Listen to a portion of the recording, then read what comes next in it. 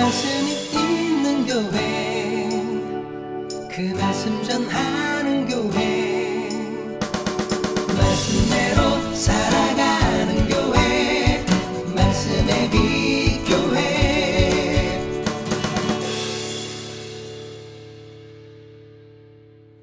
자, 오늘은 내 삶의 기준, 내 선택의 기준은 과연 무엇인가 하는 것을 좀 돌아보는 시간이 되었으면 좋겠습니다.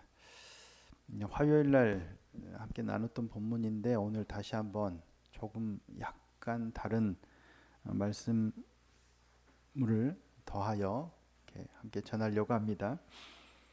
잘 아시다시피 오늘 본문은 예수님께서 예루살렘에 입성하신 후에 예루살렘에 들어가셨죠. 십자가를 지시기 전날 밤에 제자들과 함께 다락방에서 제자들을 교훈하시고 발을 씻기시고 그리고 최후의 만찬을 하신 후에 있었던 일입니다. 그 밤에 그렇게 만찬을 마치고 어디로 가셨냐면 예루살렘 건너편 기드론 시내가 보이는 동산으로 갔어요. 자, 1절 말씀입니다. 1절 다시 한번 읽어보실까요? 자, 시작. 예수께서 이 말씀을 하시고 제자들과 함께 기드론 시내 건너편으로 나가시니 그곳에 동산이 있는데 제자들과 함께 들어가시니라. 아멘. 이 동산이 이름이 뭘까요? 네, 겟세마네 동산입니다. 겟세마네 동산에서 마지막 예수님께서 기도를 하셨죠. 근데 이 겟세마네 동산은 말씀드렸다시피 예루살렘 동편에 있어요. 지도를 한번 보여주실래요? 예루살렘 동편에 보면 기드론 시내가 기드론 계곡이 눈앞에 펼쳐져 있는 산이 있어요. 그 산이 무슨 산이냐면 감람산입니다. 감람산이라고 하고 왜 감람이냐면 올리브 나무가 되게 많아요. 그래서 올리브산, 감람산이라고 일컬어지는 거예요. 그 서쪽 편에 있는 산기슭 쪽에 있는 동산이 뭐냐면 겟세마네 동산이에요. 근데 겟세마네라는 이름의 뜻이 뭐냐면 기름 짜는 기계라는 의미를 가지고 있는 거예요. 왜 기름 짜는 기계 동산일까요? 올리브유를 짜는, 그러니까 올리브 나무가 많아서 올리브유를 많이 거기서 짰던 모양입니다. 그래서 겟세마네 동산으로 불리어지는 곳입니다. 예수님께서 이 겟세마네 동산은 제자들과 함께 종종 기도하시러 갔던 곳이죠. 최후의 만찬을 끝내고 요한은 이걸 잘 기록을 하지 않았지만 다른 복음서를 보면 이 동산에 올라서 뭐예요? 엄청나게 기도하셨죠. 슬픔과 고뇌에 찬 기도를 드렸어요. 어느 정도로 그렇게 열심히 기도하셨냐? 땀이 땅에 떨어지는 핏방울처럼 그렇게 되도록 힘써 애써 간구하셨다라고 누가가 기록하고 있죠. 그러니까 기름 짜는 기계라는 의미를 지닌 이 겟세마네 동산에 오르셔서 예수님이 자신이 마치 기름이 짜여지듯 그렇게 힘써 애써 땀이 땅에 떨어지는 핏방울이 될 정도로 기도하셨던 곳이 바로 이 겟세마네 동산이에요. 예수님은 그렇게 마지막 최선을 다해서 기도하시려고 그 동산에 오르셨어요. 그런데 요한은 조금 독특한 걸 하나 기록하는데 그게 뭐냐면 뭐예요?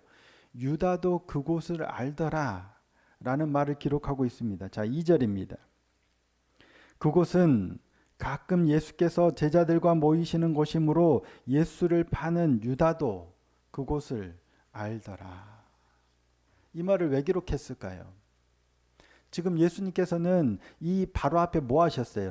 최후의 만찬, 제자들의 발을 씻기시고 만찬을 하신 후에 가룟 유다야 네 할 일을 빨리 하라. 그러니까 그 밤에 유다가 즉시 나갔어요. 왜? 예수님을 팔려고 나갔잖아요. 그리고 나서 예수님께서 일을 다 마치고 기도하시려고 지금 겟세마네 동산에 올라가신 거예요. 그런데 그 장소는 유다가 알아요? 몰라요? 아는 장소란 얘기예요. 그러니까 요한이 의도적으로 이 사실을 기록하고 있는 것 같습니다. 유다가 지금 그 밤에 나간 건 뭐냐면 예수님을 팔기 위해서 나간 거예요.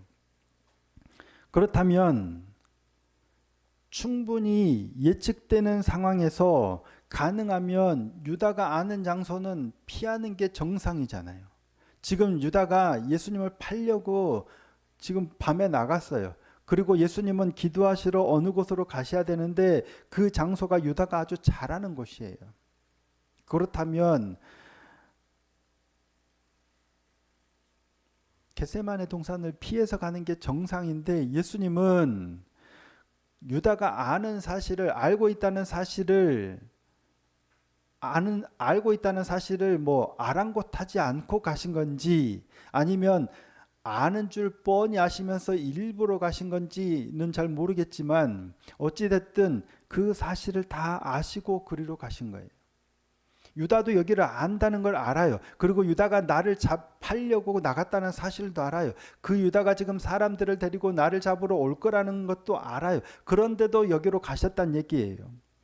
아니나 다를까 가룟 유다가 사람들을 데리고 오죠. 군대와 대제사장들과 바리새인들에게서 얻은 아랫사람들을 데리고 무기와 횃불과 뭐 등불과 여러 가지를 들고 사람들을 거느리고 예수님을 잡으러 오는 거예요. 그럴 줄 아셨는데도. 근데 그렇게 유다가 자신을 잡으러 사람들을 몽땅 무기를 들고 막 이렇게 오는데도 예수님은 어떻게 해요? 피하거나 숨지 않으세요. 저 사람들이 누군지, 저 사람들이 지금 왜 오는지를 너무도 잘 알고 계시잖아요. 그런데 예수님은 피하거나 숨거나 도망가지 않아요. 먼저 본인이 당신께서 직접 나가셔서 너희가 누구를 찾느냐라고 물어요. 예수님은 아세요, 모르세요? 지금 그들이 누군지 다 알고 있다라고 요한은 기록하고 있잖아요. 자, 4절입니다. 예수께서 그 당할 일을 다 아시고 나아가 이르시되 너희가 누구를 찾느냐. 그러니까 이 장면에서 요한이 일부러 의도적으로 이 표현을 많이 쓰고 있는 것 같아요. 가룟 유다도 그곳을 알더라. 예수님께서 그 당할 일을 다 아시고 해요. 지금 예수님께서 알고 계시다는 사실을 일부러 강조하고 있는 것 같아요. 그들이 지금 왜 왔는지, 그리고 본인에게 지금 어떤 일이 일어날지를 예수님은 다 아세요.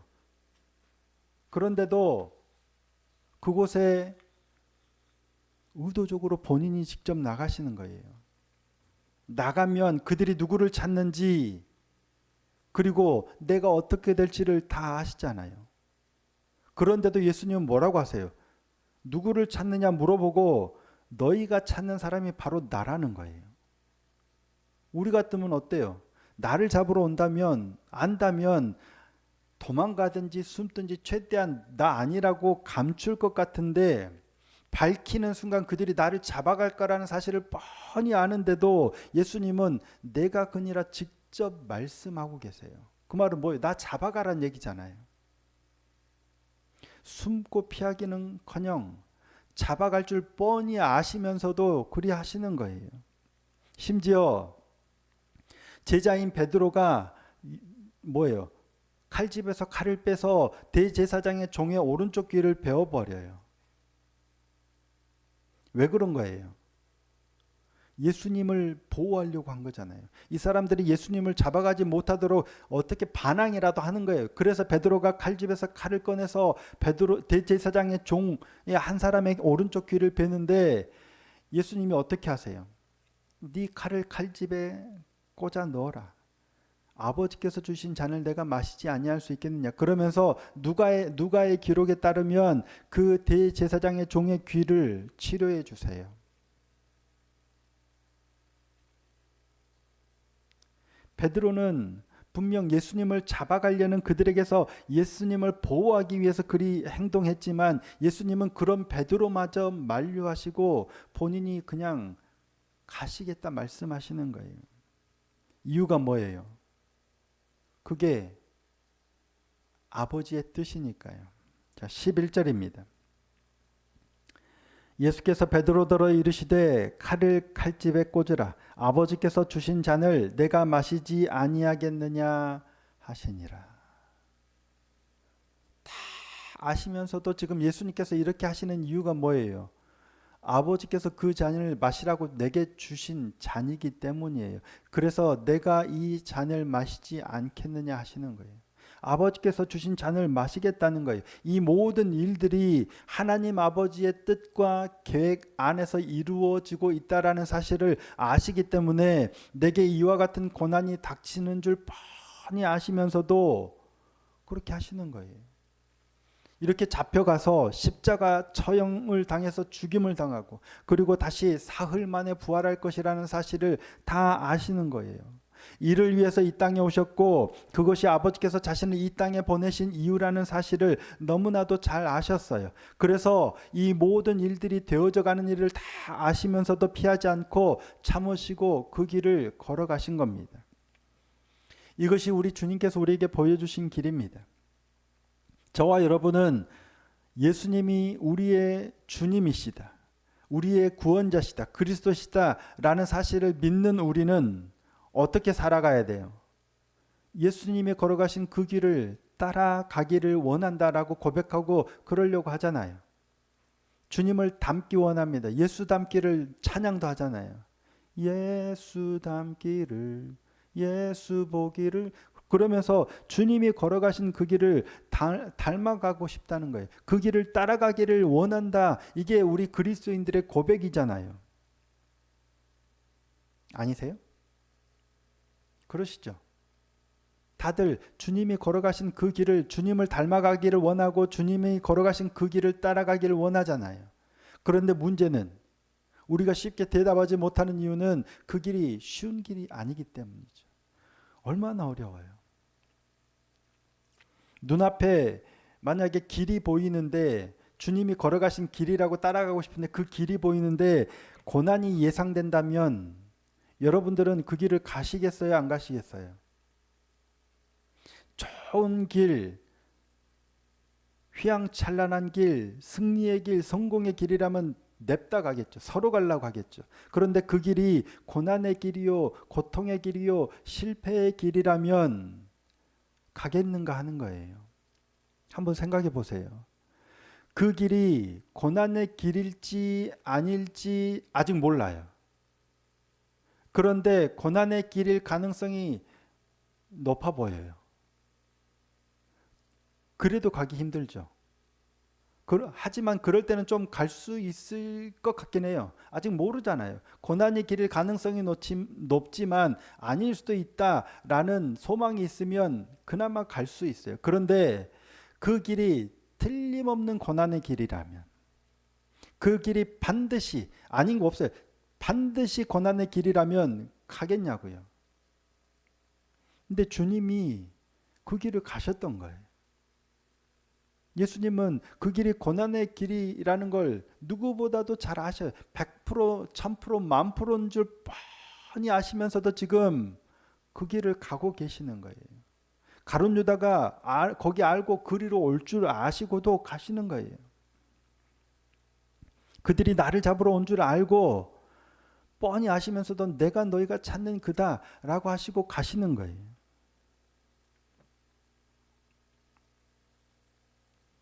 예수님께서는 의도적으로 그 길을 선택하고 가셨는데 우리는 그럴 수 있겠냐 하는 거예요. 그나마 다행이라고 해야 될지 위안이 좀 된다고 해야 될지, 예수님께도 그 길이 쉬운 길은 아니었다는 겁니다. 예수님도 아무런 고민 없이 그 길을 가신 게 아니에요. 그 길은 예수님이 보시기에도 어려운 길이었어요. 그래서 지금 이 동산에 올라서 예수님께서 그렇게 열심히 힘써 애써 간구하셨던 기도의 제목이 뭐예요? 다 아시죠? 아버지, 할 수만 있거든 이 잔을 내게서 옮기시옵소서. 그러나 내 원대로 마시고 아버지의 원대로 하옵소서. 그죠? 누가복음 22장 42절입니다. 이르시되 아버지여, 만일 아버지의 뜻이거든 이 잔을 내게서 옮기시옵소서. 그러나 내 원대로 마시옵고 아버지의 원대로 되기를 원하나이다 하시니. 만일 아버지의 뜻이라면 이 잔을 내게서 옮기십시오. 할 수 있거든. 할만 하시거든. 마태복음에 따르면 할만 하시거든. 이 잔이 내게서 지나가게 하옵소서. 이 험한 길을 아버지 뜻이라면 제발 안 가게 해 주세요라는 거예요. 하지만 그럼에도 불구하고 아버지의 원대로 되기를 원합니다라고 하셨던 기도예요. 이 기도를 몇 번 하신다고요? 3번. 땀이 땅에 떨어지는 핏방울이 같이 될 정도로 힘써 애써 그렇게 구하셨던 겁니다. 고난의 길은 힘듭니다. 누가 고난의 길을 쉽게 가겠습니까? 그런데 그 길 앞에서 고민하고 갈등하는 건 잘못이 아닙니다. 당연한 거죠. 하나님이 말씀하실 때 이 길을 가라, 이렇게 해라, 이거 하지 마라 말씀하실 때 내가 원하지 않는 길이라면 그 앞에서 고민하고 갈등하는 것 자체는 죄가 아니라는 말씀이에요. 고민이 되죠. 하나님 나 이렇게 하고 싶은데요. 하나님 나 저쪽으로 가고 싶은데요. 하나님 이걸 사고 싶은데요. 하나님이 그거 하지 마라. 거기로 가지 마라. 아니면 저기 가기 싫은데 그리 가라 라고 말씀하실 때 고민하는 게 죄가 아니란 얘기예요. 그 고민을 가지고 하나님께 간구도 해요. 하나님 안 가면 안 됩니까? 하나님 저거 내 갖고 싶은데 저거 좀 가지면 안 됩니까? 라고 기도하는 것도 문제가 아니에요. 뭐가 문제죠? 그러나 내 원대로 마옵시고 아버지의 원대로 하옵소서 하고 나는 이걸 원하지만 그럼에도 불구하고 하나님 아버지의 말씀을 더 무겁게 받아들이는 것. 누구에게나 고난의 길은 힘들지만 이런 어려운 상황이 무겁고 힘들지만 이 무거운 상황보다 아버지의 말씀이 내 선택에 있어서 더 무거운 삶, 이게 바로 믿음이고요. 이게 영광이라고 말씀을 드렸죠. 영광이 히브리어로 카보드, 무거운. 그러니까 하나님의 말씀이 더 무거운 거예요. 하나님이 내 선택에 있어서 내 삶에 있어서 더 무거운 거예요. 내가 원하는 것과 내가 하고자 하는 것보다 하나님이 더 무거운 거예요. 그러니까 나는 이거 하고 싶은데도 하나님의 말씀을 따라가는 거예요. 나는 이거 가기 싫은데도 하나님의 말씀을 따라가는 거예요. 예수님께서 보여주신 길이 그거거든요.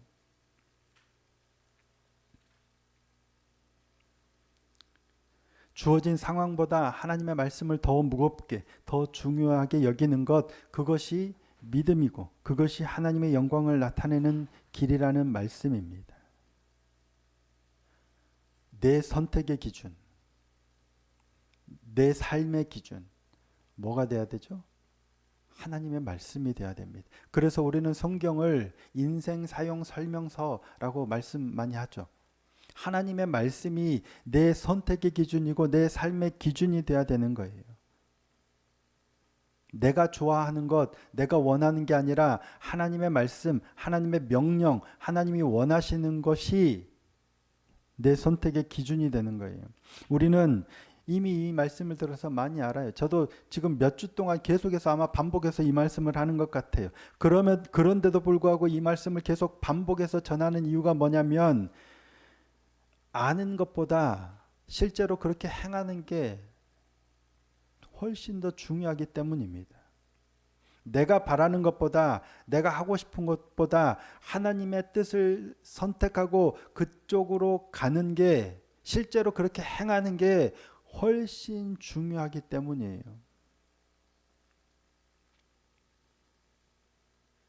내 바람이나 소망보다 하나님의 말씀이 더 중요하다는 사실을 아는 데서 그치지 않고 실제로 무겁지만 어렵지만 하나님을 더 무겁게 여겨서 내가 원하는 걸 버려두고 저거 하나님이 말씀하시는 걸 선택하는 행함, 그게 믿음이고 그것이 야고보 사도가 말씀하는 행함입니다. 이때의 행함은 그저 행위가 아니에요. 이때의 행함은 그저 뭔가를 했느냐 안 했느냐의 행위가 아니고 삶을 말씀합니다. 삶. 내가 어떤 삶을 사는가예요. 그래서 무엇을 했느냐 안 했느냐의 문제가 아니라 이 무엇을 어떻게 했느냐의 문제예요. 이 무엇을 왜 했느냐의 문제예요. 주일날 예배 빠지지 않고 나와서 예배를 드렸느냐 안 드렸느냐, 헌금을 가로채지 않고 드렸느냐 안 드렸느냐, 하나님의 말씀을 따라서 가난한 사람을 도왔느냐 아니냐, 무엇을 했느냐 또 중요한 것 같지만 사실 그것보다 훨씬 중요한 건 뭐냐면 왜 했느냐예요.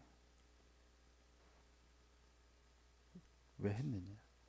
교회에 갔느냐, 뭐 어떤 행위를 했느냐 안 했느냐가 중요한 게 아니라 그걸 왜 했느냐예요. 어떻게 했느냐예요. 하나님 아버지 때문에 한 거예요. 하나님 아버지의 뜻을 따라 하는 거예요. 그래서 말씀과 기도의 자리가 절대적으로 중요한 겁니다. 하나님 아버지의 뜻이 무엇인지를 알아야 하기 때문에 말씀이 필요하고요. 그 안 하나님의 말씀을 따라서 뜻을 따라서 행하기 위해서, 가기 위해서 기도가 필요하죠. 우리는 알지만 내 힘과 내 의지와 능력으로는 그 길을 못 가요. 안 되더라고요. 여러 번은 어떻게 가지는데 결정적인 순간에 안 되더라고요. 그래서 기도가 더 필요하죠. 하나님의 도우심을 구해야 되죠. 어떤 경우에는 그래 의지적으로 내가 원하는 것 버리고 포기하고 하나님이 원하시는 저 길을 걸어가기도 해요. 하지만 우리의 연약함은 늘 그런 삶을 살 수가 없어요. 이게 우리의 연약함인 것 같아. 그래서 하나님의 도우심을 구해야 됩니다. 저와 여러분이 그렇게 하나님의 뜻을 따라서 하나님을 더 무겁게 여기고 하나님이 말씀하시는 길을 선택하며 갈 수 있는 믿음의 삶이 되기를 소원하고 축복합니다. 이를 위해서 날마다 또 실패했더라도 또 날마다 말씀과 기도의 자리로 나아가서 하나님의 뜻을 분별하고 그 뜻을 받아들이고 순종함으로 우리의 믿음을 드러내고 하나님의 영광을 나타내는 그런 사람들이 되었으면 좋겠습니다. 어제까지 실패했어도 괜찮은 것 같아요. 오늘 또 다시 하나님 아버지 앞에 나아가서 도우심을 구하고 이렇게 하나님의 뜻을 따라서 나아가기를 결단하고 또 순종하며 나아갈 때 하나님께서는 우리를 통해서 영광을 받으시고 우리의 믿음을 자라게 하실 줄로 믿습니다.